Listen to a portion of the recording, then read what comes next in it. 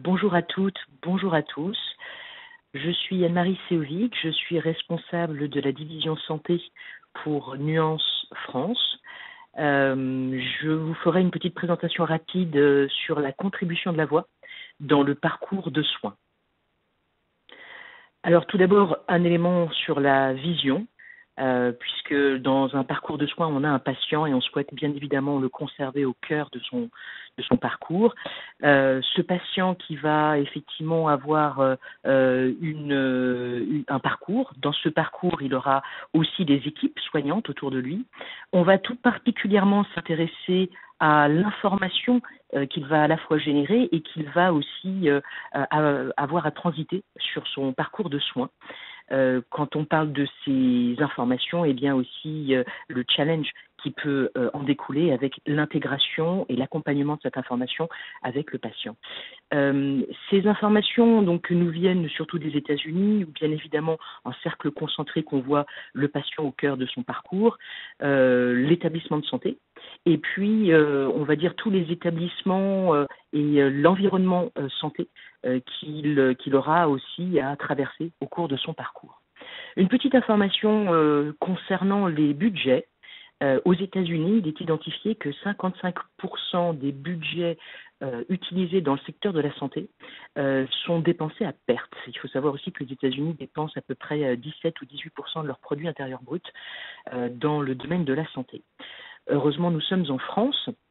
Et sur quelques points sur l'actualité en France, qui est assez dense actuellement. Le premier élément concernant les coupes drastiques sur les budgets des hôpitaux. On parle de coupes douloureuses, surtout par rapport à des masses salariales, et puis aussi par rapport à un besoin de mutualiser les achats dans les établissements de santé. Concernant le deuxième élément que je vous présente ici, c'est un élément de travail qui est réalisé par le groupe du LESIS et qui parle tout particulièrement du groupement hospitalier territorial, où l'objectif en quelque sorte et les éléments qui sont débattus actuellement aux différentes chambres sont surtout axés sur l'article 27 qui parle effectivement du projet de loi de la santé et qui souhaite effectivement travailler à la fois sur ce regroupement hospitalier et qui touche bien évidemment tous les acteurs du numérique dans le domaine de la santé. Quand on parle de tous, c'est bien évidemment à la fois le public et le privé. Et pour étayer cet élément, on peut parler effectivement des préoccupations majeures qu'on peut rencontrer aujourd'hui dans les établissements de santé, le soin, qui est l'élément principal, et les tutelles, qui sont le ministère de la Santé, mais bien évidemment aussi les éléments médicaux pour les médecins et les professionnels de santé, que peut être le serment d'Hippocrate. La deuxième préoccupation majeure, c'est l'équilibre budgétaire. Alors, quand je parle du public, c'est le public et les établissements de santé à but non lucratif, qui sont à peu près à 1700 établissements en France. Et sur ces éléments-là, bien évidemment, ils contribuent à être sous tutelle par rapport à la Commission européenne et à l'équilibre budgétaire, ainsi que les PRE, donc les plans de retour à l'équilibre. Pour les établissements de santé qui sont du domaine du privé à but lucratif, qui représentent un peu plus de 1000 établissements en France, eh bien, il y a effectivement aussi d'autres contraintes et d'autres législations en vigueur. Le troisième point concerne le regroupement hospitalier, qui sera un petit peu étayé par la suite aussi.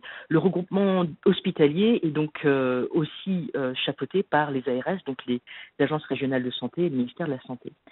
Et lorsque, pour le quatrième point qui est autour des préoccupations majeures, on parle de la sécurité, ça peut à la fois avoir attrait à de la sécurité, on va dire physique, en cas de guerre, en cas de pandémie, où on va aussi avoir des ministères de tutelle tels que le ministère de l'Intérieur et le ministère de la Défense. Après, en termes de sécurité, on peut aussi parler de la sécurité des données, des informations à caractère médical qui vont transiter sur le système d'information hospitalier. Sur ce regroupement, les critères qui sont toujours systématiquement remis en avant, donc c'est des critères d'efficacité pour rapprocher des établissements de santé et pour effectivement avoir une vitrine cohérente, il faut d'abord l'existence d'un projet médical et un projet médical territorial pour adresser toutes les contraintes qu'on peut connaître à la fois par rapport à une démographie changeante et par rapport à des besoins de soins qui peuvent varier selon les territoires. La plus-value pour le patient et le professionnel de santé, c'est-à-dire réellement savoir qu'il y a une homogénéisation et une optimisation donc de ces moyens, et le terme toujours employé concernant la tarification, alors c'est la tarification à l'acte, la T2A, qui doit aussi se retrouver dans une homogénéisation globale de ce service de soins. Pour en revenir tout particulièrement au parcours du patient ou au parcours du soin, tout en haut de ce graphe qui est édité par le Syntec numérique, on va effectivement avoir des éléments de gouvernance pour à la fois monitorer les objectifs et les résultats. Tout à fait en bas, on va adresser l'ensemble des métiers que peut représenter l'hôpital, et puis au milieu, bien évidemment, le processus de prise en charge du patient, ce sur quoi on va plus particulièrement, on va dire, se concentrer. Une information importante, le Syntec numérique parle donc toujours de ce rapprochement et cautionne le fait que ce rapprochement de portail étendu doit être basé sur une architecture orientée service. On est vraiment dans l'appropriation de l'image qu'on peut prodiguer et bien évidemment de l'accompagnement du patient dans tout le parcours du soin, où finalement il va rentrer tout à fait à gauche du graphe et il va y passer un certain temps, il va pouvoir éventuellement passer dans différents départements et pour en sortir par la suite ou pour pouvoir y revenir selon les types d'établissements de santé. Ce parcours de soins, aujourd'hui, on peut l'identifier avec un certain nombre d'éléments, et ce que je voulais représenter ici, c'était surtout vous donner un petit peu cette approche, puisque dans ce parcours de soins, on va pouvoir l'adresser. Alors, l'objet de la réunion d'aujourd'hui, c'est bien évidemment la contribution de la voix dans le parcours de soins. Tout à fait en bas de ce graphe, vous pouvez voir que dans tout ce parcours de soins, finalement, vous allez pouvoir retrouver des briques de la technologie ou des briques de technologie de nuance que on va pouvoir étayer aujourd'hui plus particulièrement avec l'offre liaison qui vous sera présentée plus en détail sur la partie standard téléphone. Vous voyez d'autres éléments qui peuvent être à la fois de l'accompagnement, de la biométrie, de l'assistanat et bien évidemment de la reconnaissance vocale. Dans ce processus, bien évidemment, tout l'objet est de pouvoir capturer cette information, de la capturer quelle que soit la nature de cette information. Et juste pour étayer cet élément, le Gartner Group présente régulièrement son hypercycle des technologies émergentes. Vous pouvez identifier ici les technologies, en tout cas certaines des technologies majeures du groupe Nuance. Je voulais juste m'attarder un tout petit peu sur celle qui est tout à fait à droite du graphe, qui est speech recognition, donc la reconnaissance vocale, et tout particulièrement à caractère médical, puisqu'on est vraiment sur un plateau de productivité qui est très clairement plébiscité aujourd'hui dans les établissements de santé. Cette technologie, donc on parlait de plébiscite, elle est effectivement très dans le domaine de l'actualité, demandée, ou en tout cas plébiscitée par les patients, par les patients plus exactement, et aussi par les utilisateurs, c'est-à-dire les responsables et les professionnels de santé, puisque ça va faciliter un certain nombre de tâches et de recueil de cette information. Pour en revenir tout simplement sur le constat, puisque très clairement, il n'y a plus de place pour le papier dans les établissements de santé, si vous avez eu l'occasion aussi de le vivre à la fois en tant que professionnel de santé et en tant que patient, ça devient extrêmement compliqué. La solution de Nuance, c'est bien évidemment l'utilisation de la voix. Pour pouvoir alimenter un dossier patient, et le but de l'alimenter, c'est bien évidemment de pouvoir délivrer cette information à l'ensemble des équipes médicales, donc le mettre à disposition le plus rapidement possible à l'ensemble des professionnels de santé, quelle que soit leur géographie. Le remboursement, un dossier patient qui va pouvoir aussi être alimenté par l'ensemble des éléments et des actes de soins qui auront été réalisés, vont pouvoir permettre de faciliter son remboursement, et puis tout particulièrement le soin et le patient. De l'autre côté du spectre, pour alimenter ce dossier patient, eh bien, on a tous les professionnels de santé qui vont pouvoir accéder de façon nomade, non nomade, assistée, non assistée, à la contribution de cette information dans le dossier patient. Et tout cela, bien évidemment, qui est un petit peu coincé entre des objectifs de délai de compte rendu, de mise à disposition des comptes rendus, qui sont des recommandations et même plus que ça, des demandes faites par la HAS, la Haute Autorité de la Santé. Le dossier patient qui devient effectivement un élément central de cette information, et puis l'amélioration de la qualité qui est aussi jugée et mesurée avec des critères extrêmement précis et la réduction bien évidemment des coûts. En 2 mots, simplement, quoi de mieux que de récupérer toute cette information? Pour la récupérer, eh bien, il y a des données structurées. Les données structurées, on va plus particulièrement les retrouver dans un dossier patient. Donc, on va avoir un certain nombre de paramètres à remplir, mais il faut absolument pas oublier le texte libre, donc des données non structurées, qui vont faire partie à la fois de l'historique du patient, peut-être de ses antécédents, et de son suivi. Et ces informations-là sont aussi importantes dans un dossier patient et il faut pouvoir les alimenter. Alors, bien évidemment, pour pouvoir capturer toute cette information, quoi de plus simple et de plus rapide que la voix, c'est un petit peu le credo de Nuance. Le prochain rendez-vous, je souhaite quand même préciser que nous sommes présents avec HIT-SSA, donc le Salon de la Santé et de l'Autonomie, du 19 au 21 mai à la Porte de Versailles à Paris. Je vous remercie pour votre attention et je passe tout de suite la main à Alexandra qui vous parlera tout particulièrement du standard téléphonique et de la solution de Cogis.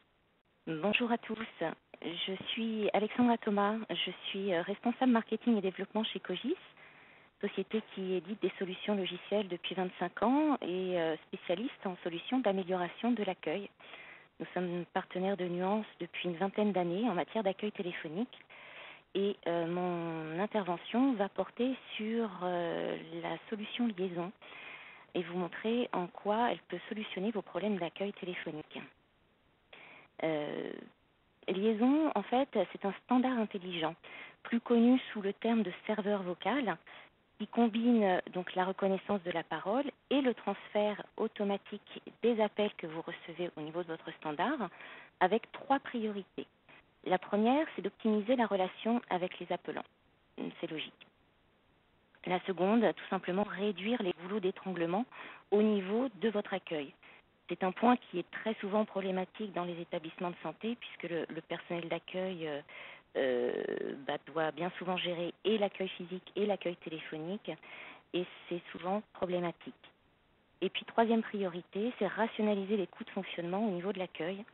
Ça aussi, c'est un point qui est important et qui est de plus en plus, que ce soit dans le domaine du public, dans les hôpitaux, mais aussi dans le domaine privé pour les cliniques. Donc en fait, Liaison, c'est une solution de métier qui est destinée à améliorer l'accueil téléphonique de votre établissement tout en répondant à des contraintes de réduction de budget. Comment ça fonctionne? Très simplement, en fait, Liaison achemine les appels qui arrivent sur votre standard par commande vocale en utilisant la technologie de reconnaissance de la parole. C'est un moyen qui permet aux appelants d'exprimer leurs demandes dans un langage naturel et spontané, comme ils le feraient un petit peu avec une véritable standardiste. Et ça se passe en 3 temps. Le premier temps, c'est l'utilisateur énonce sa demande. Le deuxième temps, le système l'analyse, alors bien souvent en une fraction de seconde, et même s'il y a plein de possibilités de noms et de services au sein de votre répertoire. Puis l'appel est rapidement transféré, donc soit vers les chambres patients, soit vers les services, les secrétariats, les personnels, etc. Donc généralement, les appelants sont en interaction avec le serveur vocal en moyenne une quinzaine de secondes. Il vous faut savoir que Liaison est actuellement installée dans bon nombre d'établissements de santé. Et alors, elles ont fait le choix du Liaison, évidemment parce que leur accueil téléphonique était problématique. On entendra d'ailleurs 2 témoignages dans un instant, 2 personnes qui vous feront part de leur expérience. Ensuite, en matière d'avantages, sachez que Liaison est la solution la plus fiable du marché.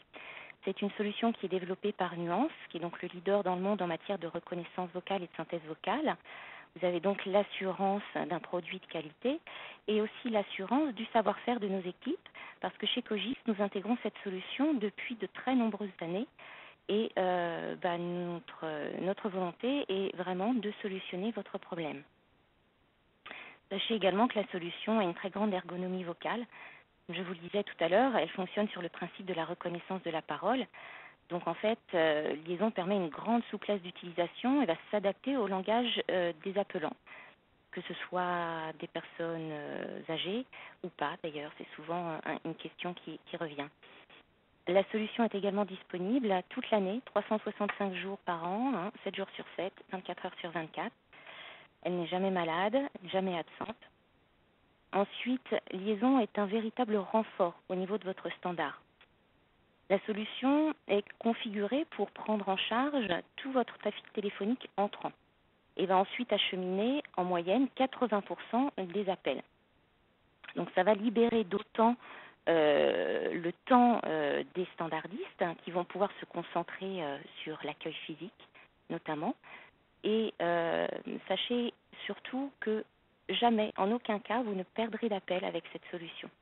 Parce qu'en cas de demande inexistante ou de silence ou de doute, Liaison va transférer de manière automatique l'appel à votre standardiste pour un traitement personnalisé. Sachez également que la solution se met à jour toutes les 15 minutes avec les annuaires de votre établissement. Ça veut dire que toutes les 15 minutes, on va récupérer les informations, notamment les différents mouvements patients avec les admissions et les sorties, pour faire en sorte que une personne qui est admise soit joignable très rapidement dans sa chambre. Mais on peut également gérer d'autres annuaires que les annuaires patients. On peut gérer les annuaires internes, des annuaires fournisseurs par exemple. Ensuite, Liaison permet un retour sur investissement intéressant et facilement calculable sur la base d'une économie de 80%, grosso modo, du salaire d'une standardiste. Sachez aussi que c'est un bon impact sur l'image de marque de votre établissement puisque vous allez améliorer l'accueil téléphonique et par ce biais-là, pouvoir faire davantage d'efforts sur l'accueil physique de vos visiteurs et de vos patients. Et puis enfin, Liaison s'adapte à vos infrastructures télécom existantes. Vous n'avez donc aucun investissement supplémentaire à faire. On saura s'adapter à votre solution. Je vais vous dresser maintenant quelques fonctionnalités de la solution. Tout d'abord, le transfert d'appels. Bon, vous l'avez compris, le système, c'est une standardiste virtuelle qui va transférer les appels sur commande vocale. Pour ce faire, toutes les informations nécessaires sont intégrées dans le répertoire téléphonique. Sachez aussi que la solution est un portail vocal. C'est-à-dire que si vous avez plusieurs établissements au sein d'un groupe, par exemple, comme c'est le cas souvent de cliniques, Liaison peut être un véritable portail vocal pour ensuite acheminer les appels vers les établissements ciblés. On fait également de la supervision d'occupation au niveau des postes. C'est-à-dire qu'en cas d'occupation d'un poste, un correspondant est donc déjà en ligne, Liaison va informer l'appelant que la ligne est occupée et lui propose de joindre un autre correspondant ou bien raccroche. Liaison, c'est aussi faire de la diffusion de messages à la demande pour permettre, par exemple, de donner les horaires d'ouverture d'un secrétariat ou le numéro de fax d'un service ou les coordonnées d'un médecin, d'un établissement, etc. On fait de la planification horaire, c'est-à-dire qu'on va pouvoir adapter et modifier le comportement du système le jour et la nuit. Par exemple, cette fonctionnalité peut être utilisée le soir à partir d'une certaine heure pour ne plus transférer les appels sur certains postes. On fait également de la gestion d'alias, et ce, très finement. En fait, derrière un nom ou un service, il est possible de rentrer autant de termes différents que l'on veut. Ce sont les termes qui vont être employés par les appelants pour demander un même service ou une même personne. Par exemple, le service cardiologie peut être demandé par le terme cardiologie, mais aussi cardiologue ou électrocardiogramme. Donc notre objectif par cette gestion d'alias, c'est de faire en sorte que peu importe comment le service cardiologie est demandé, l'appel sera transféré au service cardiologie. On sait également faire du renvoi d'appel en programmant par commande vocale des renvois d'appels, soit programmés, soit en spontané. On sait également faire du filtrage d'appels. En fait, en identifiant le numéro appelant, Liaison permet de gérer des listes d'appels autorisés ou non autorisés et autorisera ainsi à transférer ou non les appels. Enfin, la solution fournit des indicateurs de performance, c'est-à-dire qu'on a en fait un module statistique qui va vous permettre de suivre la qualité de service à un moment donné ou bien dans le temps. Voici donc pour la théorie. Alors maintenant, je vous propose d'aller un petit peu de plus dans la pratique en entendant les retours d'expérience de 2 utilisateurs, l'un dans le domaine public, l'un dans le domaine privé. Il s'agit du centre hospitalier Calais et le Médipôle de Gentilly. Alors, en parlant du centre hospitalier de Calais, je vais voir si M. Durand m'entend. Vous êtes là, M. Durand? Oui, je vous entends. Oui, bonjour, M. Durand. Je Bonjour. vous présente d'abord à nos éditeurs. Donc, vous êtes responsable télécom au sein du centre hospitalier de Calais. Et à ce titre, vous gérez une architecture téléphonique assez complexe et vous avez géré et même piloté la mise en place du serveur vocal Liaison qui est donc fonctionnel depuis le début de l'année au sein de votre établissement.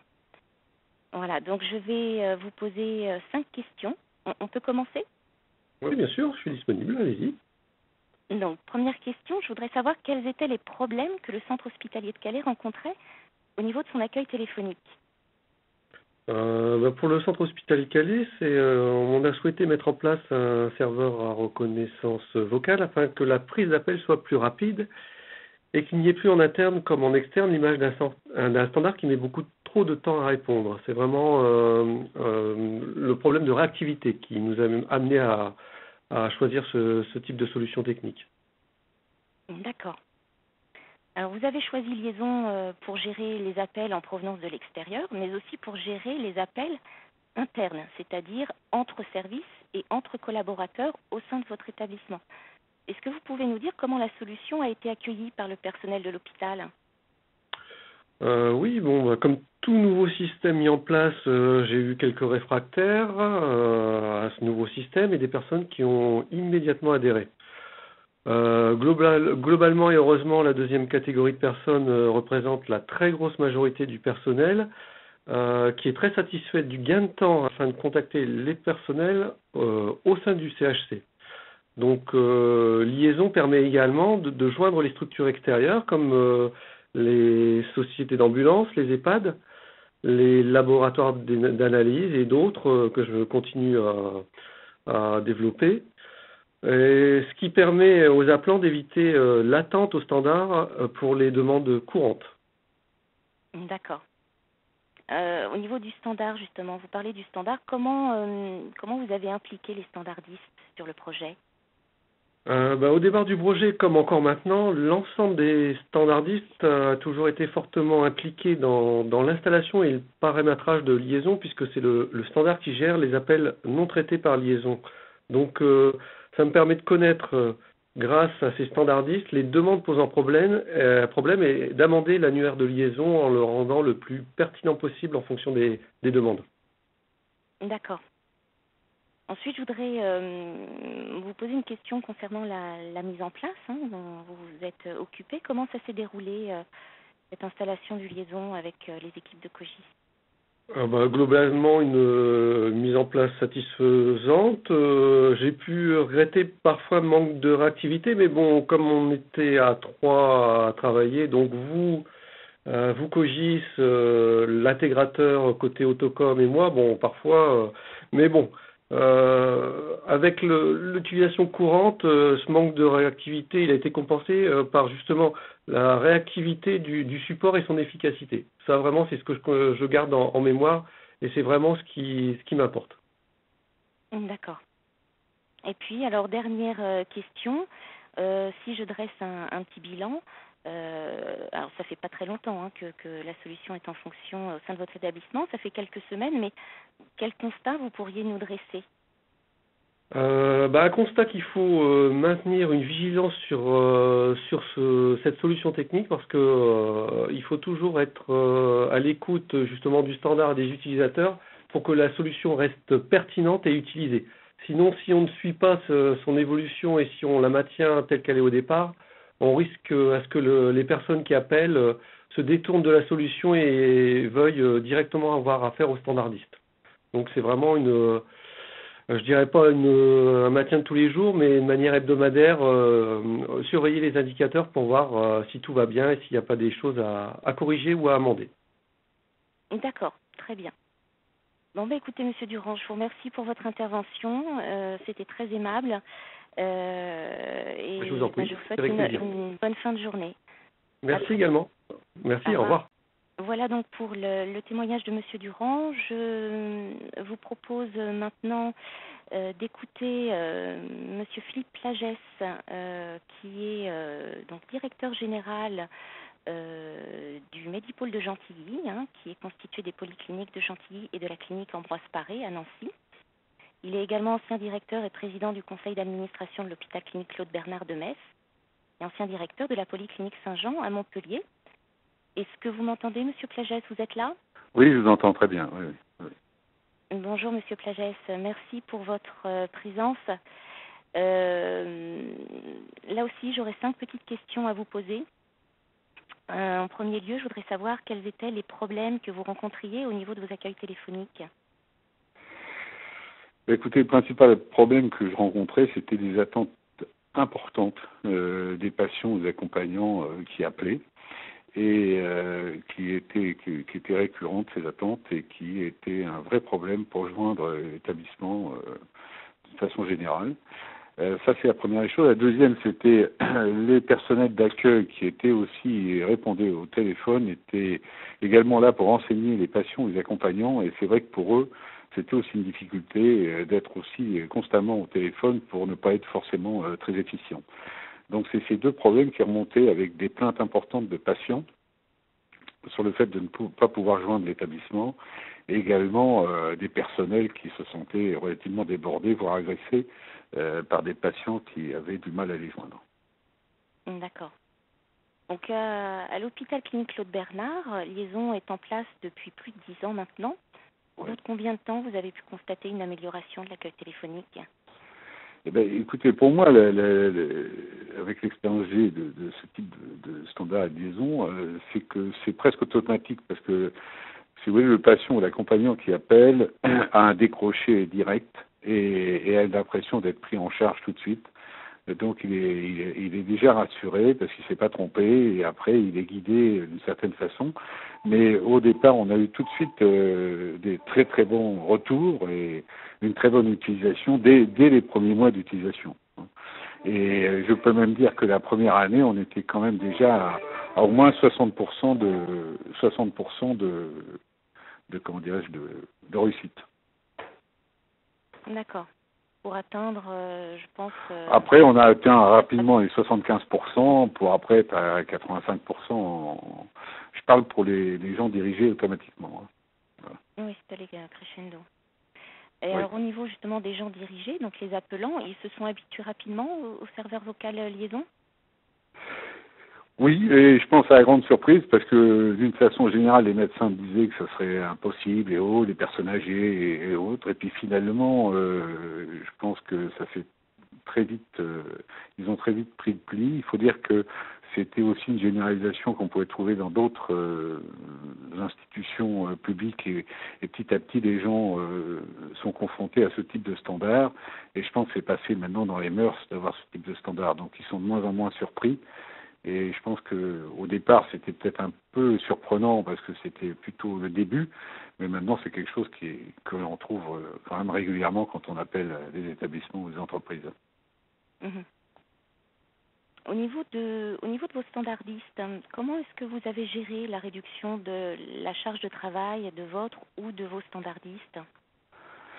Eh bien, écoutez, si vous voulez, ça a tout de suite amélioré l'accueil et le renseignement des patients, parce que finalement, ils ont été, personnels qui étaient à l'accueil ont été moins sollicités par le standard, et on a permis, disons, de leur donner plus de tâches administratives d'accueil de patients, ce qui a rendu, disons, la qualité de l'accueil plus performant, d'une façon générale, et un personnel plus disponible pour donner les renseignements aux patients qui arrivaient dans l'établissement.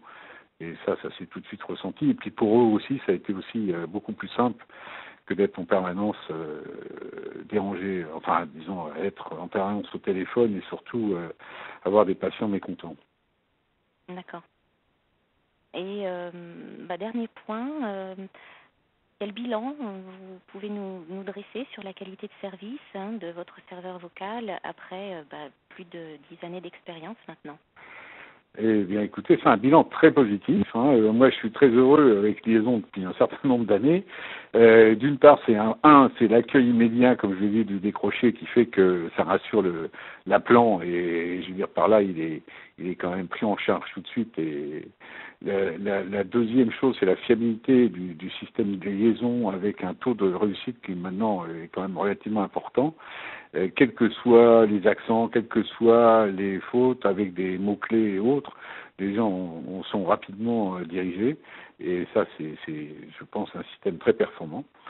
Cette reconnaissance vocale est de plus en plus performante. Et je trouve que au tout début, on avait quelques remarques. Maintenant, on en a, pour ainsi dire, plus du tout. Donc un gain de productivité et de qualité pour le personnel d'accueil également, comme je l'ai expliqué, qui a permis quand même de focaliser le personnel d'accueil sur sa fonction première, qui était de renseigner et d'accueillir les patients et les accompagnants qui venaient dans l'établissement. Et puis également la qualité des services COGIS, en termes de prestations, je dirais, à la fois au niveau de l'installation, la prise en charge, le suivi et la réactivité dont fait preuve COGIS en permanence. Même bon, c'est vrai que c'est quand même un outil relativement fiable. On n'est pas amené à les appeler toutes les semaines, mais je veux dire par là, dès qu'on les appelle, et surtout moi qui ai mis en place plusieurs systèmes, je veux dire qu'il y a un accompagnement qui fait preuve d'un très grand professionnalisme et qui est très agréable à avoir parce que c'est rassurant et je pense que c'est aussi une part de cette réussite et du ressenti qu'on peut avoir avec COGIS. Voilà. D'accord. Écoutez, je vous remercie, Monsieur Plagès, d'avoir bien voulu répondre à ces questions et puis je vous souhaite une très agréable fin de journée. Merci à vous. Au revoir. Donc voilà pour ces témoignages. J'espère qu'ils vous seront utiles. Maintenant, nous allons passer à la partie questions-réponses et je laisse la main à ma collaboratrice Céline Kawadji. Tout à fait. Alors, nous avons peu de questions. Nous en avons une première pour toi, Alexandra, donc de Sophie, qui se demande si avec les coupes budgétaires, s'il y avait des moyens de financement qui étaient proposés par Liaison. Tout à fait. Alors que ce soit pour les hôpitaux ou les cliniques, il est tout à fait possible de financer un serveur vocal Liaison, notamment par la mise en place d'un numéro surtaxé en 0800 quelque chose. En fait, COGIS travaille depuis de nombreuses années avec un opérateur français qui fournit des numéros surtaxés et c'est lui qui finance le Liaison. Donc, les établissements de santé n'ont absolument rien à payer. Cet opérateur, lui, va se rémunérer pendant un certain temps avec les reversements du numéro payant. Et puis, une fois qu'il s'est remboursé le montant de l'investissement, en fait, les reversements sont pour l'établissement de santé. Alors, c'est une pratique qui est très, très courante dans le domaine privé, puisque beaucoup de cliniques font ce choix. Et c'est une pratique nouvelle pour les hôpitaux. On observe que quelques-uns d'entre eux ont déjà mis en place ce type de solution. D'accord. Alors, nous avons une deuxième question de François qui demande si Liaison prend en charge tous les appels. Absolument. Toutes les formes d'appels. Absolument, oui. Liaison prend en charge tous les appels qui se présentent au niveau du standard. En fait, quand on installe la solution, elle est dimensionnée pour être parfaitement adaptée au volume d'appels qui transitent habituellement par le standard téléphonique. Ensuite, Liaison achemine en moyenne 80% des appels, c'est ce que je disais un petit peu plus tôt tout à l'heure, et les 20% restants qui nécessitent en fait un traitement personnalisé sont automatiquement transférés à standardiste. Donc vous n'avez aucune perte d'appel. Très bien. Alors j'ai une question technique de Francis qui se demande si l'interface vocale entre Liaison et le système téléphonique est compatible en IP. Absolument. C'est compatible en IP en fonction toutefois de la marque et de la version de l'autocom qui est en place. L'autocom, c'est donc le central téléphonique. Et voilà, en fonction des marques et versions, on installe en IP ou alors en mode analogique. Écoutez, je pense qu'on peut conclure. Alors, merci encore à tous pour votre participation à ce webinaire sur l'amélioration du parcours patient, première étape, donc l'accueil téléphonique. Ensemble, des équipes Nuance, Ecogis et moi-même, vous remercions pour votre attention et je vous dis à très bientôt, je l'espère, à l'occasion de nos prochains webinaires.